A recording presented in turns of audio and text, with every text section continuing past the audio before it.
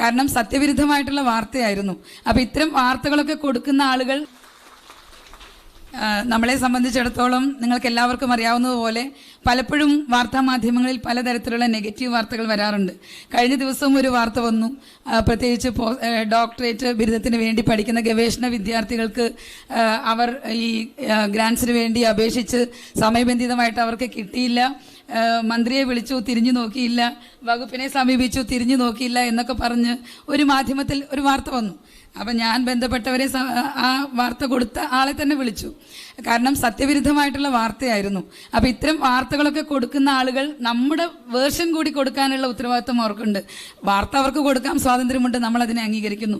പക്ഷെ ഒരു വാർത്ത നെഗറ്റീവായിട്ട് കൊടുക്കുമ്പോൾ അപ്പുറത്തിരിക്കുന്ന ആളുകൾക്ക് എന്താണ് അതിനെക്കുറിച്ച് പറയാനുള്ളത് എന്നുള്ള നമ്മുടെ ഒരു ഭാഷ്യം കൂടി, നമ്മുടെ ഒരു വേർഷൻ കൂടി കൊടുക്കാനുള്ള ഉത്തരവാദിത്വം അവർക്കുണ്ട് എന്നത് കൊടുത്ത സഹോദരങ്ങളെ ഞാൻ ഓർമ്മിപ്പിക്കുകയാണ്. അപ്പം ഇന്ന് കഴിഞ്ഞ ദിവസം നമ്മൾ വാർത്താക്കുറിപ്പ് കൊടുത്തിരുന്നു വകുപ്പിന്റെ ഭാഗത്തു നിന്ന്. അപ്പോൾ നെഗറ്റീവ് വാർത്ത കേരളത്തിലെ 14 ജില്ലകളിലെ എഡിഷനിലും വന്നു.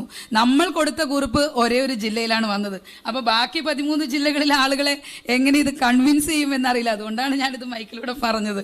അപ്പോൾ കൊടുക്കുന്ന സഹോദരങ്ങൾ, നിങ്ങളെല്ലാവരും ഞങ്ങളുടെ സഹോദരങ്ങളാണ്. നമ്മൾ ആ സാഹോദര്യത്തോടു കൂടി മുന്നോട്ട് പോയാലേ നമുക്കൊരു വകുപ്പിന്റെ സർക്കാരിന്റെ പ്രവർത്തനം പൂർണ്ണമായിട്ടുള്ള തോതിൽ സാധാരണക്കാരായിട്ടുള്ള ആളുകളിലേക്ക് എത്തിക്കാൻ സാധിക്കുകയുള്ളൂ.